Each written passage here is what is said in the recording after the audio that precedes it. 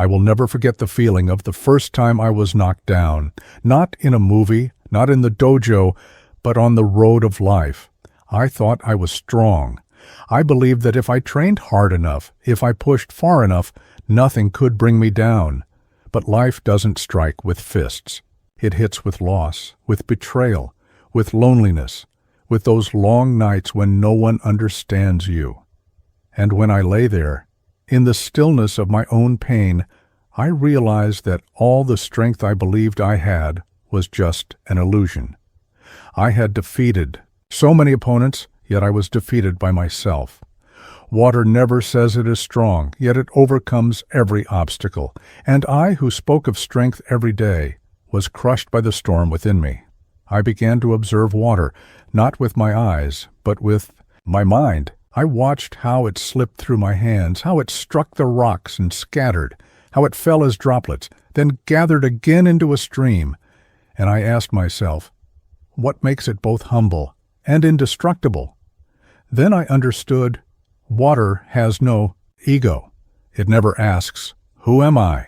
It simply exists. Human beings suffer because they cannot stop asking, what am I? How much am I worth? What do others think of me?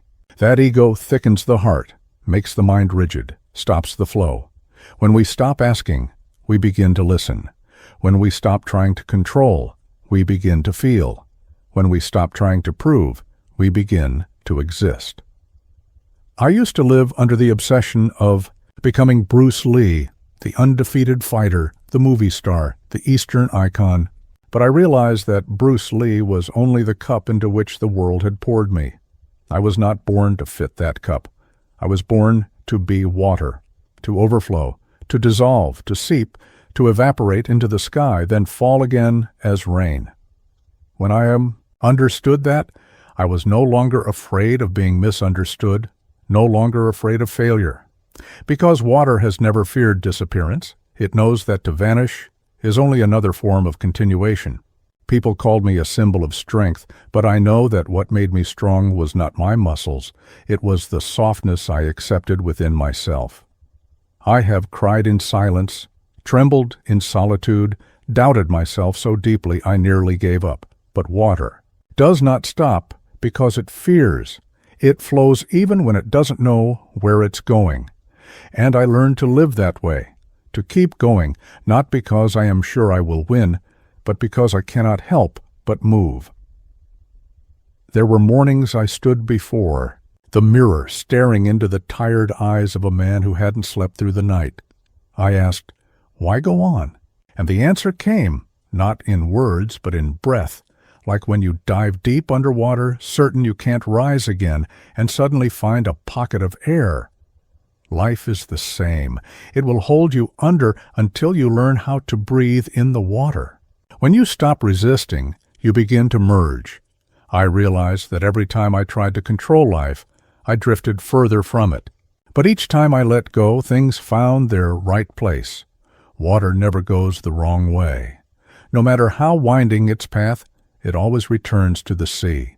It took me years to understand that there is no such thing as failure if you are still learning. Every mistake, every pain is a teacher. You cannot know how deep the water is unless you step in. People fear because they stand on the shore and imagine. Water doesn't think. It simply flows. When you act without being paralyzed by thought, you attain freedom. When I train, I don't count my punches. I let my body speak. When body and mind move as one, in that instant, you disappear. There is only movement, only the present. That is the freedom water has had since the beginning of the universe. People think I love to fight. No, I love stillness. I love that moment before the strike, when everything stops, when breath and awareness become one. A punch doesn't start in the hand. It starts in the mind. If your mind is rigid, your punch will be rigid. If your mind is fluid, your punch will be fluid. When you truly understand water, you no longer strike to win. You strike to become. Water never attacks, yet nothing can stand against it. It doesn't need to be fierce. It simply knows it will reach where it must. I have seen great fighters fall, not because they were weak, but because they tried too hard to prove their strength. When you must prove something, it means you still don't believe it yourself. Water doesn't need to prove, it simply is. And in that being lies eternal strength. Whenever I was hurt, I thought of water. When my bones broke, water healed me. When my spirit tired, water cleansed me. When I felt alone, I listened to the dripping of water and realized I was never truly alone, because water is everywhere, in breath, in blood, in tears. I and the water are not different. We are made of the same substance, and, in the end, we will return to the same place. Humans spend their whole lives seeking control, but the paradox is this: only when you relinquish control do you truly master it. When you stop holding on, everything stays. When you let go, everything belongs to you. Look at a clenched fist. It cannot hold anything more. But when you open your hand, air, water, and light can all pass through. The same is true of the mind. When you are empty, you receive. When you are full, you block. I learn to empty myself every day, not by forgetting, but by not clinging. I let things come and go. I let love arrive without fear of losing it. Let pain arrive without resentment. Let time arrive without trying to hold it still. That is freedom. People ask me, "Aren't you afraid of death?" I smile. I have died 1,000 times in my own mind. Each time I let something go, I die a little. Each time I forgive, I let an old self die. Death is not an end. It is transformation, like water turning into vapor. You no longer see it, but it's still there, in the clouds, in the mist, in the next rain. Death is only the change of form in life. When you understand that, fear dissolves, and then you begin to live truly. Once I saw my son watching the rain. He held out his hand, trying to catch the drops, but the water slipped through his fingers. I said, "Do you see, son? Water never stays with those who try to grasp it, but if you open your hand, it will soak into you." He laughed, and in that laughter, I saw continuity. Philosophy is not something we read, it is something we live.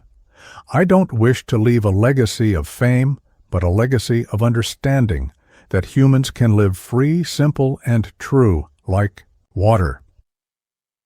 The world today is noisy. Everyone wants to speak. Few want to listen. Everyone wants to prove. Few want to understand. Everyone wants to win. Few want to flow. But water makes no noise. It passes through rocks, through forests, through cities, through the human heart, silent yet eternal. When you live like water, you no longer need anyone's approval. You are yourself, and that is enough. Every night I sit in meditation, listening to the sound of flowing water. I feel every cell in my body vibrate with its rhythm. I understand that everything in the universe is in motion. Pain, joy, life. Nothing ever stops. They all circulate through forms, through changes. And if I am part of that flow, I have nothing to fear. I just need to continue. When you understand water, you understand the way. The way is not in books, not on tongues. It is in how you breathe, how you walk, how you see. I do not teach people to fight. I teach them to see themselves. Because once you truly see yourself, you no longer want to harm anyone. You become water, nurturing instead of destroying, cooling instead of burning, embracing instead of judging. And then you realize the deepest truth. There is no enemy outside you. Every battle is within the mind. If you want to change the world, don't strike at others. Become the stream that slowly reshapes the stone. If you want to be loved, don't. Beg for it. Love like water, naturally and without condition. If you want peace, don't flee from storms. Be the ocean wide enough that no storm can harm you. My life was not long, but it was enough for me to understand this. There is no greater victory than knowing yourself.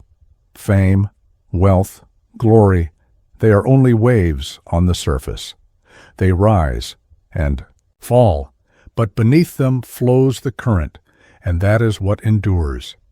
When you live true to that current, you stop worrying about what goes up or down.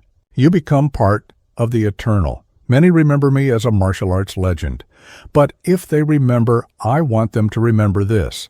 I once said, "Be water, my friend." Not because it sounded poetic, but because within those words lies everything I have learned, lived, suffered, and understood. Water is never proud, yet it sustains life itself. I do not need pride either, for as long as I live true to my nature, I already flow with the universe. If you are reading these words, pause for a moment. Take a deep breath, feel it enter and leave your body. That is the water within you moving. It doesn't ask, doesn't judge, doesn't hesitate. It simply does what it was born to do, to nurture life. So why live any other way? Let go, release. Let the current of life carry you, not to lose yourself, but to find yourself within the flow. Don't try to become water. You already are water. You only need to remember. And when you remember, you will understand why I said, "Be water, my friend," because when you truly live like water, you no longer need to search for freedom. You are freedom.